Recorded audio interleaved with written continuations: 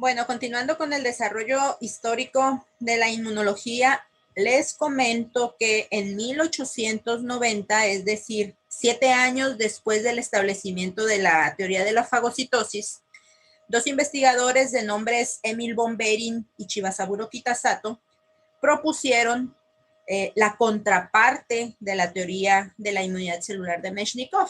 Ellos propusieron la teoría de la inmunidad humoral. Behring y Kitasato descubrieron que el suero de animales que habían sido inmunizados con toxina diftérica o con toxina tetánica contenía una actividad antitóxica específica. Y si el suero de esos animales era transferido a un animal o a una persona no inmune, ese suero podía conferir protección de corta duración contra los efectos de dichas toxinas. Los experimentos que realizaron Behring y Kitasato demostraron que al contacto con la toxina, el organismo produce antitoxinas y que esas antitoxinas se encuentran en el suero.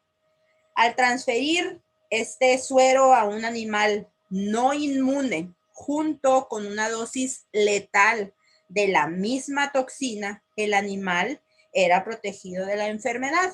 ¿Por qué? Bueno, pues porque este suero contenía antitoxinas que neutralizaban los efectos nocivos de dicha toxina.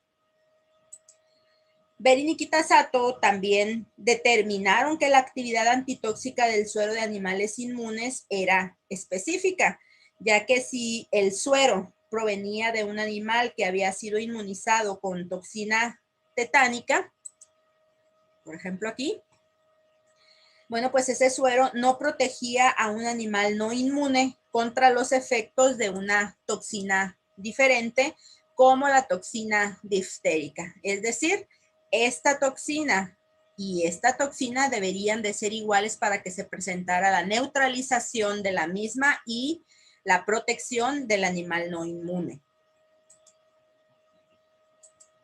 La actividad antitóxica del suero se debía a sustancias que se unían de un modo específico a las toxinas y que neutralizaban su efecto. Es por eso que inicialmente a esas sustancias se les denominó antitoxinas. Hoy sabemos que son proteínas, particularmente o específicamente son glicoproteínas y se conocen como anticuerpos.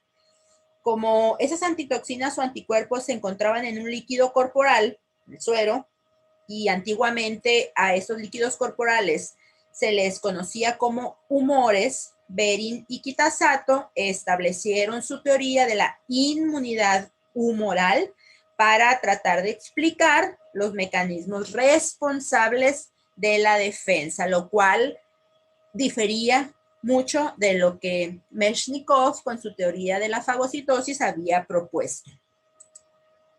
En 1891, Behring salvó a una niña con difteria utilizando suero de caballo que había sido previamente inmunizado. Al cabo de 3 años se habían inmunizado 20,000 niños alemanes con una vacuna contra la difteria. Por este notable logro, Behring recibió el Premio Nobel de Fisiología y Medicina en 1901.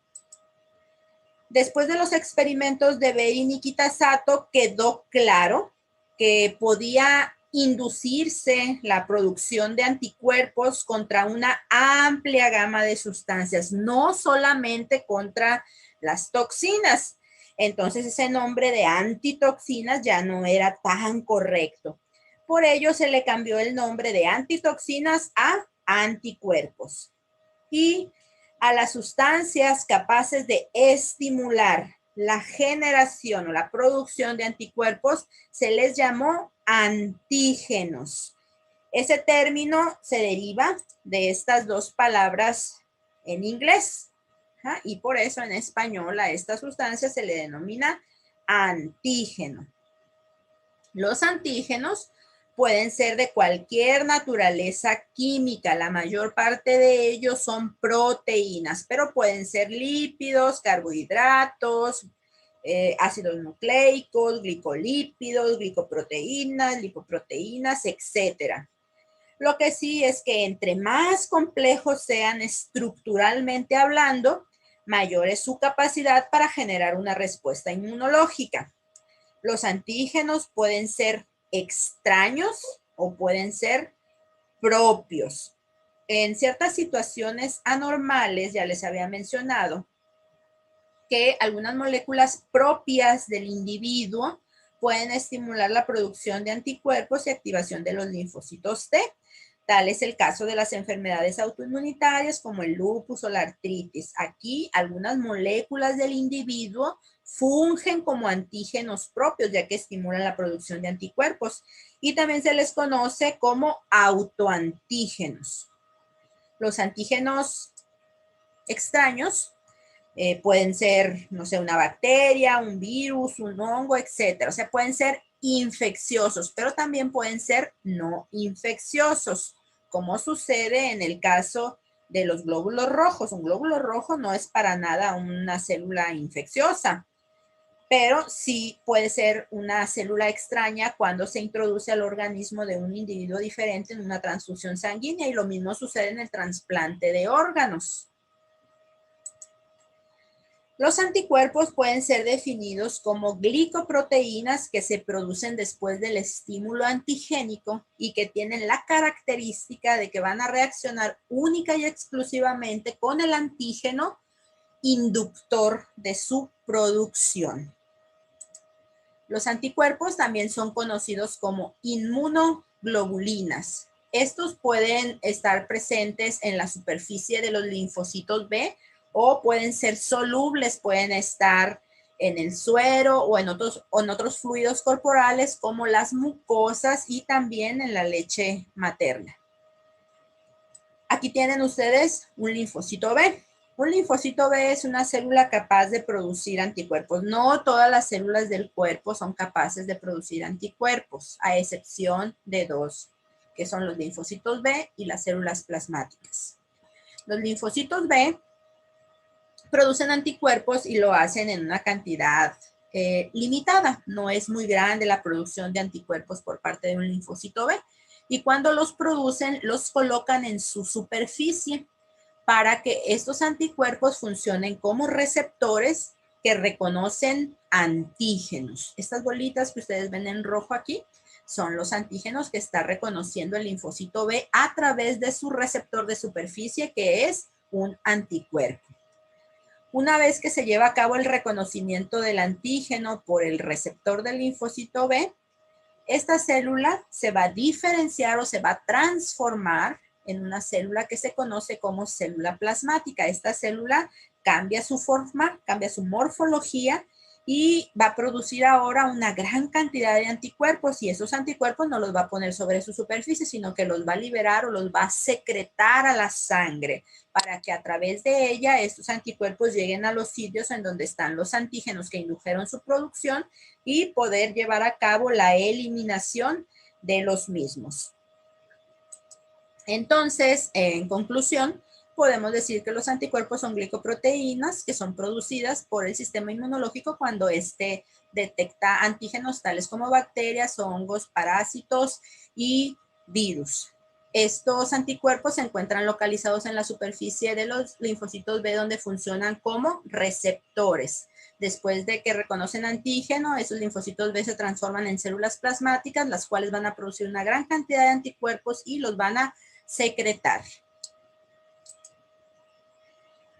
Ahora bien, después de que Behring y Kitasato descubrieron a los anticuerpos, había que determinar qué eran, cómo eran y cómo se producían.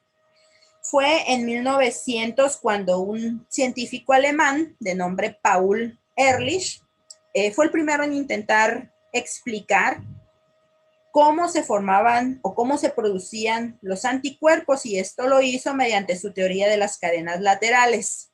Esta teoría de las cadenas laterales, pese al tiempo que ha transcurrido, sigue vigente con algunas modificaciones. En la teoría de las cadenas laterales, Ehrlich propuso que en la sangre de todos los animales superiores, incluido el hombre, circulaban células y que esas células portaban en su superficie una gran diversidad de receptores, cada uno de ellos con una especificidad única. A estos receptores, Behring los llamó cadenas laterales, de ahí el nombre de la teoría. Según Ehrlich, cuando la toxina penetraba al organismo, se mezclaba con la sangre y hacía contacto con estas células y seleccionaba de entre todos esos receptores o todas esas cadenas laterales existentes aquella que le fuera complementaria. Como resultado de esa interacción, la célula incrementaba la producción de ese receptor o de esa cadena lateral seleccionada y esa iba a terminar por soltarse, mezclarse con las otras proteínas de la sangre y de esa manera iba a neutralizar a la toxina. Y fíjense que efectivamente la mayoría de las células del sistema inmunológico poseen en su superficie una gran diversidad de receptores diferentes, pero no es el caso de las células productoras de anticuerpos. En el caso de los linfocitos B, que son las células productoras de anticuerpos de manera inicial, estas células poseen, sí, muchos receptores en su superficie, pero todos ellos son idénticos entre sí. Es decir, reconocen al mismo antígeno o tienen la misma especificidad. Los linfocitos B se generan y maduran en la médula ósea. ¿Qué quiere decir que maduren? Bueno, la maduración de los linfocitos B consiste precisamente en la adquisición de ese receptor, de ese anticuerpo en su superficie que le va a permitir llevar a cabo su función, que es de manera inicial la de reconocer al antígeno. Este es un proceso difícil, luego lo vamos a ver, pero bueno, después de que el linfocito B logra al fin expresar en su superficie un receptor funcional, un receptor que sirva, ese linfocito B va a proliferar, se va a multiplicar y va a generar un conjunto de linfocitos que comparten al mismo receptor. Todos los linfocitos de una clona son idénticos entre sí. Entonces, ¿cómo definimos a una clona? Como un conjunto de unos cuantos linfocitos que son idénticos entre sí porque comparten o tienen al mismo receptor, reconocen al mismo antígeno. Bueno, ya tenemos a los linfocitos maduros. ¿Qué sigue? Van a salir de la médula ósea hacia la circulación. Evidentemente, en la médula ósea no solamente se va a generar una sola clona de linfocitos, se van a generar un montón. Existen de 10 a la 9 a 10 a la 11 clonas diferentes de linfocitos.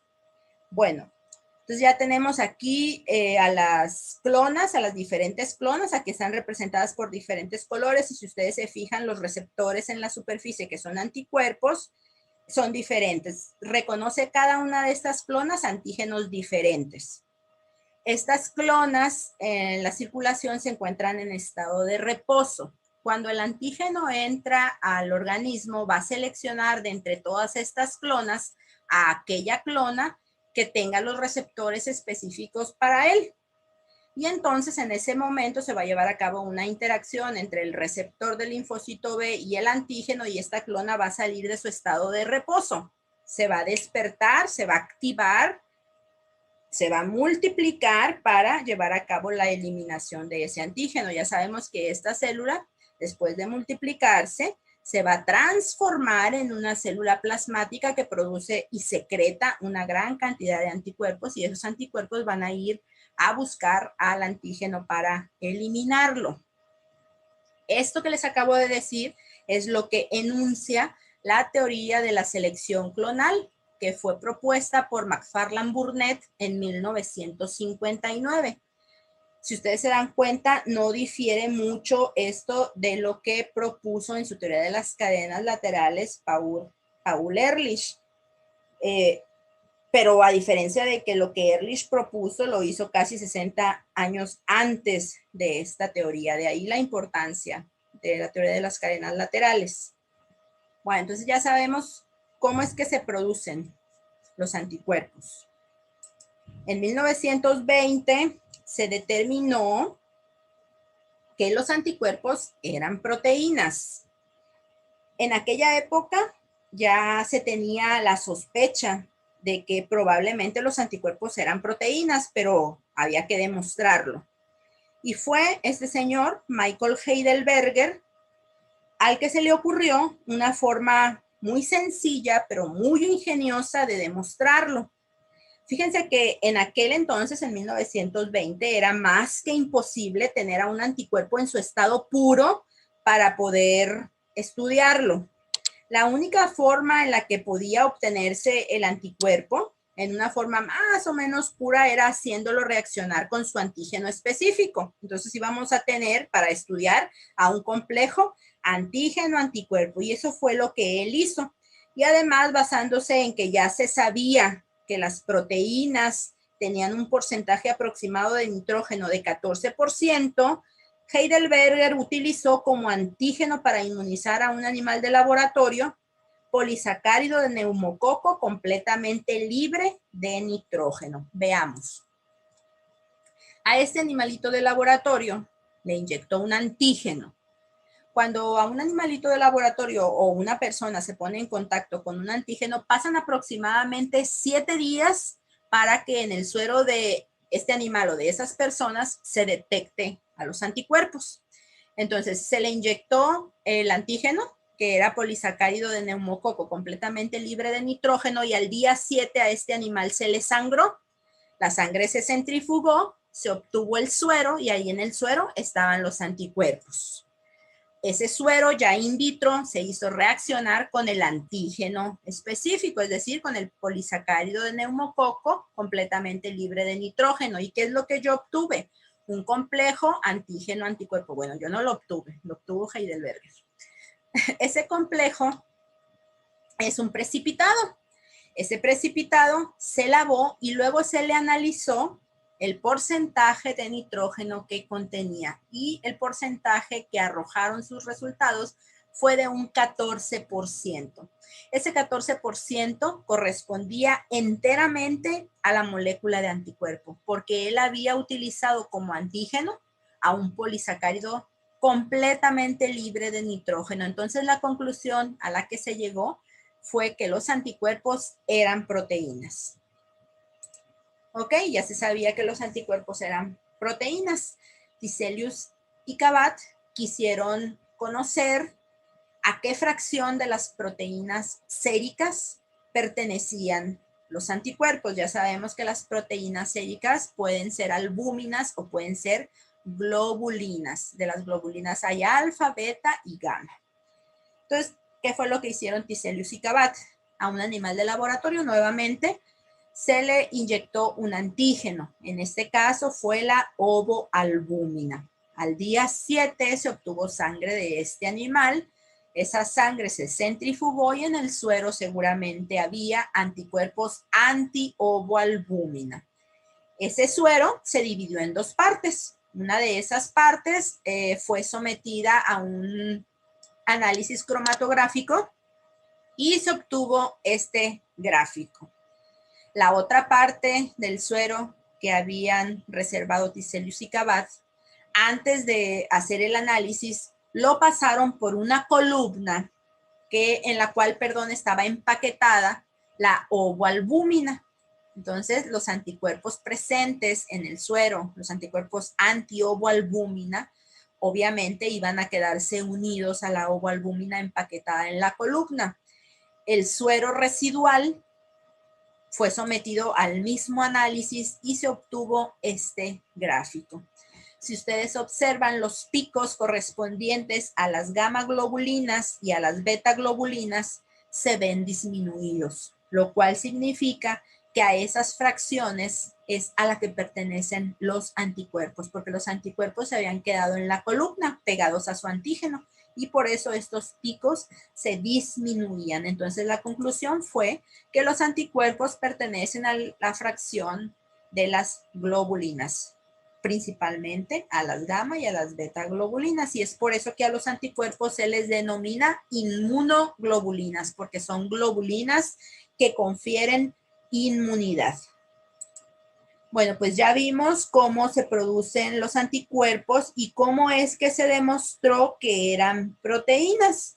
En lo que se refiere a la estructura, bueno, pues también conocemos los detalles.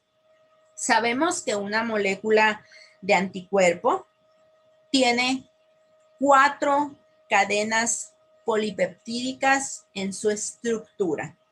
2 de esas cadenas, estas que están aquí, son cadenas H o cadenas pesadas. Y estas 2 de los extremos son las cadenas L o cadenas ligeras. Cada una de estas cadenas ligeras se encuentra unida a una cadena pesada a través de puentes o enlaces disulfuro. Y las 2 cadenas pesadas se encuentran unidas entre sí también a través de puentes disulfuro. Esta región que les estoy señalando aquí se conoce como región de bisagra y es una región que le permite a la molécula de anticuerpo tener flexibilidad. Es decir, esta región bisagra le permite a la molécula de anticuerpo poder abrir o poder cerrar estos bracitos del anticuerpo. ¿Qué peso molecular en total tiene una molécula de anticuerpo? Tiene un peso molecular de 150 kilodaltones. Las cadenas pesadas tienen un peso molecular de 50 kilodaltones, mientras que las cadenas ligeras pesan 25 kilodaltones. En la molécula de anticuerpo existen 2 regiones. Está la región que está en naranja en cada una de las cadenas, que es la región variable, porque en esa región los aminoácidos que se encuentran ahí varían mucho de acuerdo a la especificidad del anticuerpo del que estemos hablando, mientras que el resto de las cadenas, que es lo que está en azul, son las regiones constantes. En una molécula de anticuerpo se reconocen también 3 fragmentos. Los bracitos, que son estos que están aquí, y este que está aquí, se denominan fragmentos Fab. Son los fragmentos de unión al antígeno. Aquí es donde se va a llevar a cabo la unión del antígeno, por eso su nombre.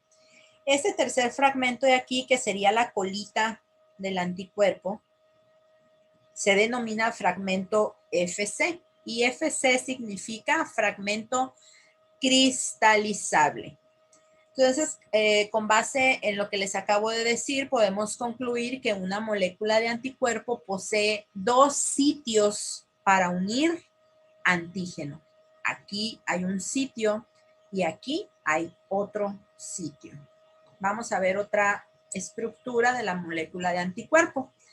Aquí tenemos una molécula de anticuerpo. Aquí observamos el extremo amino terminal. Aquí está el extremo carboxilo terminal. Esta es la región de la bisagra, es la que le da flexibilidad.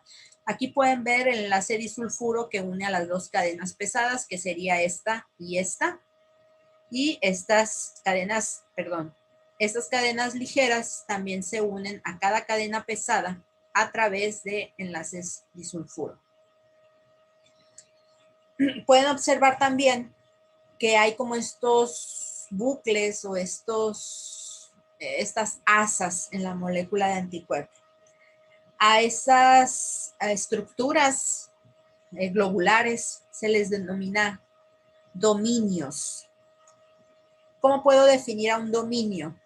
Un dominio es una secuencia de aproximadamente 100 aminoácidos que se pliegan entre sí de manera globular e independiente al resto de la cadena. Una cadena pesada tiene entre 430 y 450 aminoácidos aproximadamente. Entonces, si nosotros sacamos cuentas, en una cadena pesada habrá aproximadamente entre 4 y 5 dominios. Aquí tenemos 1, 2, 3, 4. Esto que ustedes ven aquí son los carbohidratos que hacen que estas sean glicoproteínas en el sentido estricto. En una cadena ligera hay aproximadamente de 210 a 230 aminoácidos. Eso nos da para que una cadena ligera tenga 2 dominios. Cada uno de los dominios va a recibir un nombre y ese nombre va a depender del tipo de cadena, es decir, si es una cadena ligera o una cadena pesada, y va a depender ese nombre también si se encuentra en la región constante o en la región variable.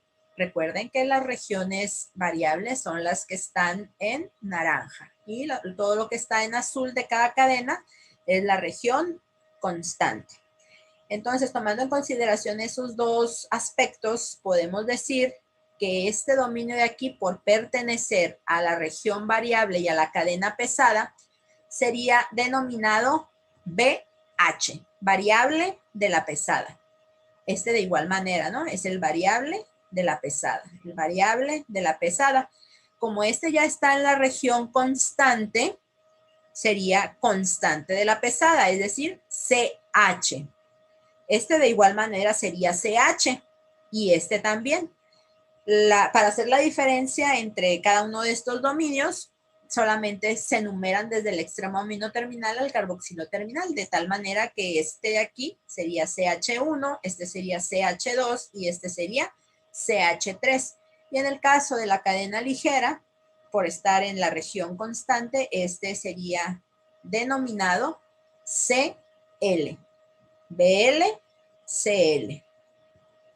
Y aquí pueden observar los diferentes fragmentos que les mencioné hace un momento.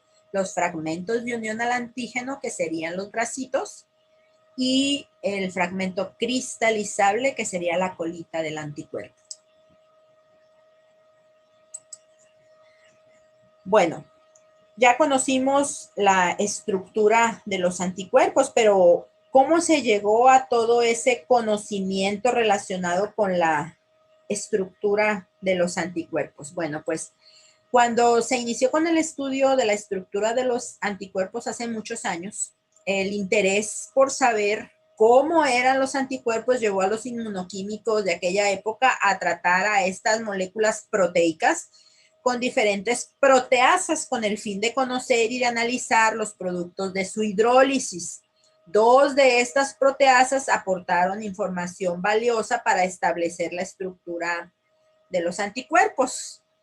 Porter fue un científico que llevó a cabo la digestión de IgG de conejo con la enzima papaína y esto lo hizo en condiciones de proteólisis limitada, obviamente, ¿no? Para no digerir a toda la molécula. Y como resultado de la digestión con papaína, la molécula de anticuerpo generó en aquel entonces 3 fragmentos. Porter observó que cada uno de esos fragmentos tenía un peso molecular de 50 kilodaltones. 2 de esos fragmentos eran idénticos entre sí y tenían la propiedad de unir al antígeno y por eso les denominó fragment antigen binding, fragmento de unión al antígeno. El tercer fragmento, que también tenía un peso de 50 kilodaltones, no tenía esa propiedad de unirse al antígeno y como cristalizaba, le llamó fragmento FC. La otra proteasa que dio información valiosa fue la pepsina.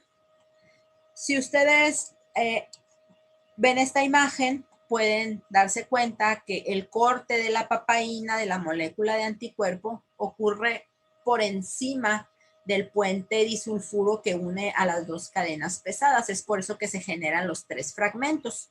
Pero la pepsina tiene un sitio de corte diferente. Ella cortaba debajo del puente disulfuro y es por eso que se generaba un fragmento de 100 kilodaltones, que es este que está aquí, al cual se le denominó FAB2, porque estaban los 2 FAB unidos. El resto de la cadena de anticuerpo era digerida a pequeños oligopéptidos. El FAB2 tenía sus sitios de combinación para el antígeno intactos y era capaz de reaccionar con el antígeno específico. Edelman, Gerald Edelman, se le ocurrió reducir a la molécula de anticuerpo con 2-beta-mercaptoetanol para romper los puentes disulfuro y conocer los productos de la disociación. Y él, cuando trató a la molécula de anticuerpo con este agente reductor, observó que la molécula de anticuerpo se disociaba en 2 componentes diferentes. 2. Uno de ellos tenía un peso de 50 kilodaltones y el otro de 25. Entonces, si nosotros sumamos, nos da 75 y esto era apenas la mitad del peso molecular que ya se sabía en aquel entonces que era de 150 kilodaltones, el peso molecular de un anticuerpo. Entonces, se dedujo o se llegó a la conclusión de que entonces había 2 componentes de 50 kilodaltones y 2 componentes de 25. A aquellos componentes o aquellas cadenas polipeptídicas que tenían el peso de 50 kilodaltones se les llamó cadenas H o pesadas. Y a las de 25 kilodaltones se les llamó cadenas ligeras o cadenas L.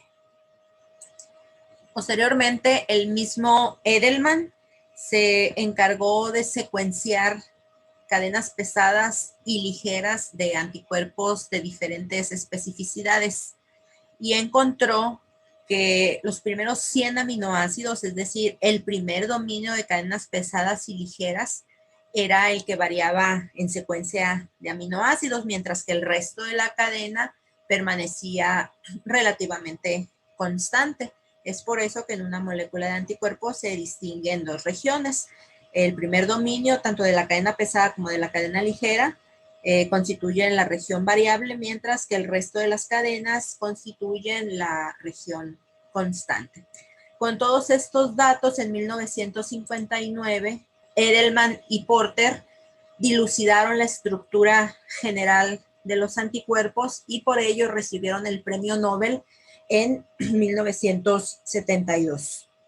Entonces, hasta este punto podemos concluir que los anticuerpos son muy importantes en la defensa del organismo, al igual que lo son los fagocitos.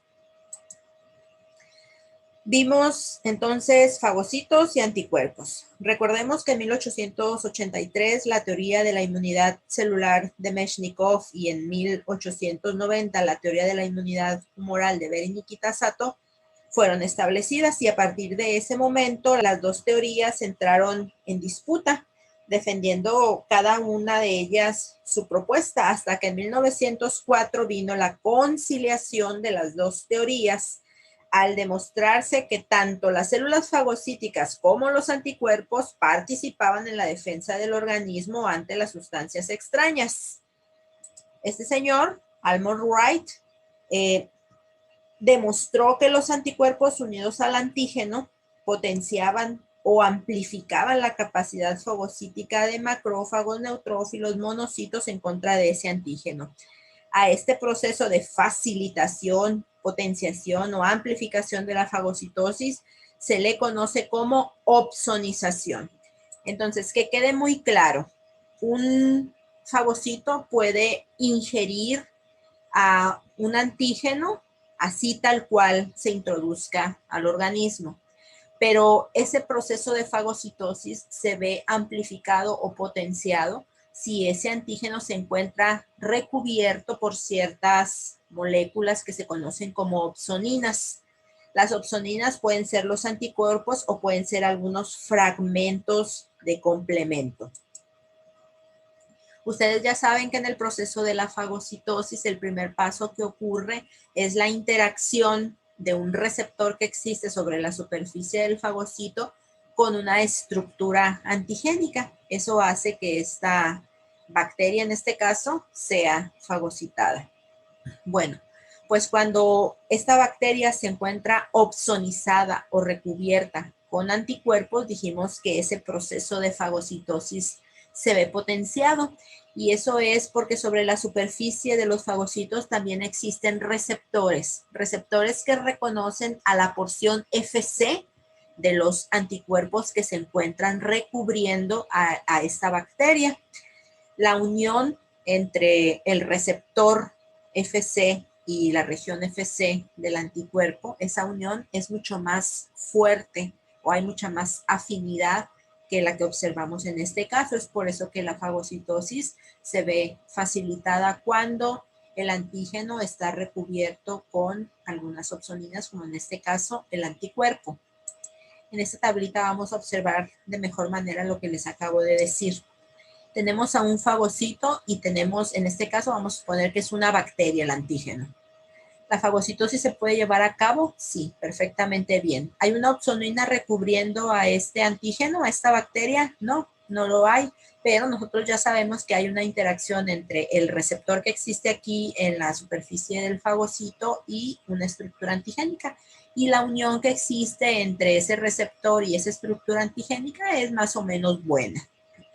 Si esta bacteria se encuentra recubierta por un anticuerpo, entonces esa unión va a incrementarse porque este fagocito, además de aquellos receptores que ya mencionamos, también tiene receptores para la porción FC de los anticuerpos. Como les digo, esa unión es más fuerte. Entonces el proceso de la fagocitosis se amplifica. Ahora bien, sobre la superficie de los fagocitos, además de esos receptores de aquí, los receptores para la porción FC de los anticuerpos, también hay receptores para algunos fragmentos de complemento. Ahorita vamos a ver qué es complemento.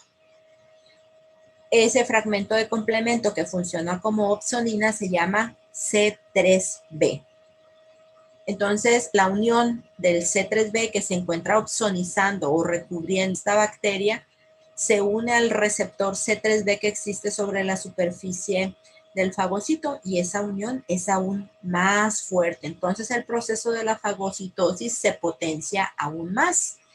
Y si la bacteria o el antígeno está opsonizado o recubierto tanto con anticuerpos como con el C3b, pues la unión de los receptores con estos fragmentos es muchísimo mayor y la fagocitosis se potencializa aún más.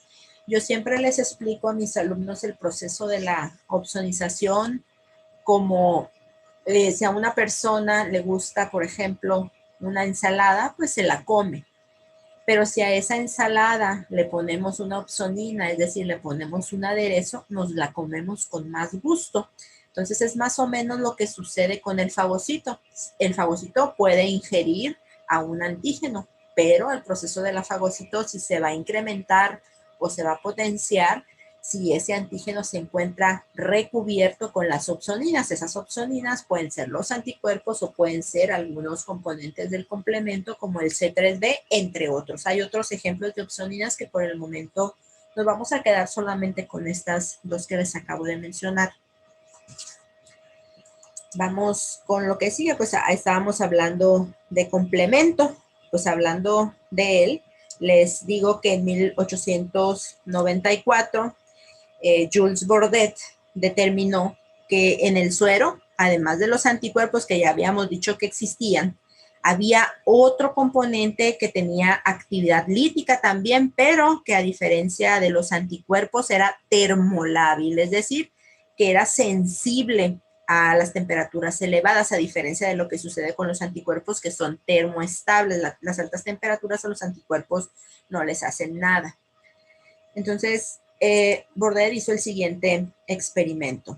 Él inmunizó animales de laboratorio con bacterias. Al día 7 obtuvo el suero de estos animales inmunizados que tenían anticuerpos antibacteria.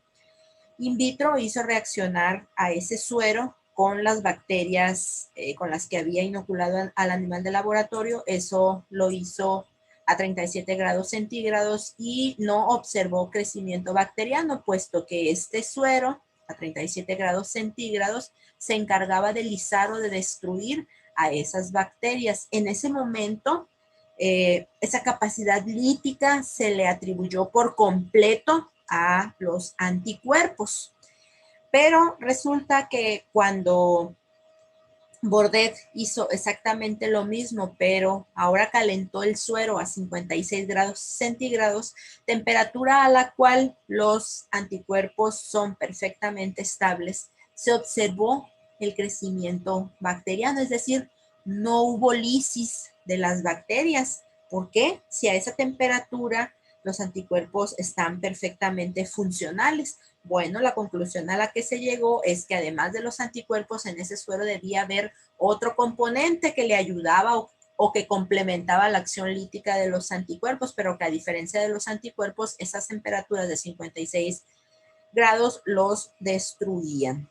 A ese otro componente inicialmente se le llamó alexina, pero después Ehrlich le cambió el nombre a complemento para hacer alusión a que ese otro factor complementaba la acción lítica de los anticuerpos. El complemento se define como un conjunto de más de 30 glicoproteínas que se encuentran en el suero. En condiciones normales, es decir, en ausencia de antígeno, estas proteínas del complemento se encuentran intactas e inactivas. Después de que un antígeno se introduce al organismo, estas proteínas se van a activar y la manera en la que se activan es por ruptura enzimática generando fragmentos activos. Esos fragmentos activos de complemento, por ejemplo, el C3A, el C3B, el C5A, son los que van a llevar a cabo la eliminación antigénica a través de 3 mecanismos diferentes. Por ejemplo, el C3B ya sabemos que es una opsonina que se va a unir a la superficie microbiana y con ello va a potenciar o va a facilitar el proceso de la fagocitosis y de esta manera se promueve también la eliminación antigénica. Por su parte, el C3A y el C5A son poderosos promotores de la inflamación. Cuando la inflamación se estimula, también se está estimulando la eliminación antigénica. Hay otros componentes activos del complemento que lo que van a hacer es formar poros en la superficie microbiana y eso lleva a un desequilibrio osmótico en esta célula microbiana que provoca su estallamiento, es decir, otro mecanismo a través del cual el complemento puede eliminar a los antígenos es por la lisis directa de los microorganismos. El complemento puede ser activado a través de 3 vías diferentes, que son la vía clásica, la vía alterna, conocida también como alternativa, y la vía de las lectinas. ¿Qué se requiere para que una u otra vía sea activada? Bueno, la vía clásica se llama así porque fue la primera vía que se descubrió. Sin embargo, va a ser la última de las vías en ser activada, debido a que para que se inicie ese proceso de activación se requiere de un complejo antígeno-anticuerpo y ya sabemos que para que los anticuerpos se produzcan se requieren de aproximadamente 7 días. La vía alterna y la vía de las lectinas son vías que se van a estimular o se van a activar inmediatamente después de la entrada del microorganismo patógeno.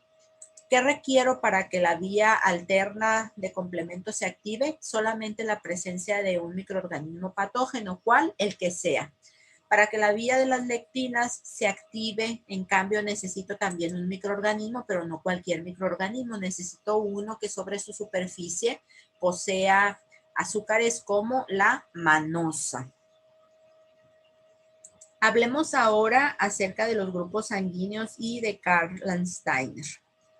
El manejo de sangre se ha realizado desde tiempos muy remotos. La transfusión de sangre de un individuo a otro tuvo su inicio en el año 1600 de nuestra era y se ha venido realizando esta práctica hasta nuestros días con diferentes finalidades.